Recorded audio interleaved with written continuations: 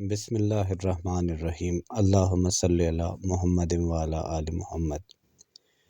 اخلاص کسے کہتے ہیں؟ آج ہم بات کریں گے حضرت جنید بغدادی رحمۃ اللہ علیہ کی زندگی کا ایک ایسا دلچسپ واقعہ کہ جس سے ہمیں یہ پتہ چلے گا کہ ایک حجام کے پاس جب وہ گئے، جب ان کے پاس پیسے نہیں تھے، تو کیسے حجام نے خلوص کے ساتھ ان کے بال کاٹے اور اس کی کیا وجہ تھی۔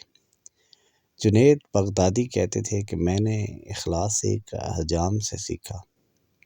میرے ایک استاد نے کہا کہ تمہارے بال بہت بڑھ گئے ہیں، اب کٹوا کے آنا۔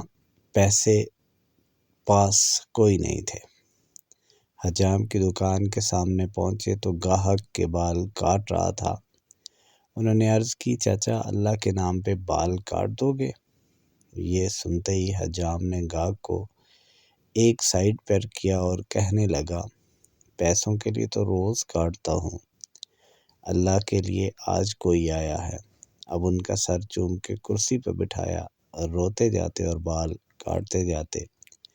حضرت جنید بغدادی نے سوچا کہ زندگی میں جب کبھی پیسے ہوئے ان کو ضرور کچھ نہ کچھ دوں گا۔ عرصہ گزر گیا، یہ بڑے صوفی بزرگ بن گئے۔ ایک دن ملنے کے لیے گئے، واقعہ یاد دلایا اور کچھ رقم پیش کی تو حجام کہنے لگا، جنید تو اتنا بڑا صوفی ہو گیا، تجھے اتنا نہیں پتہ چلا کہ جو کام اللہ کے لیے کیا جائے اس کا کوئی بدلہ نہیں لیتے۔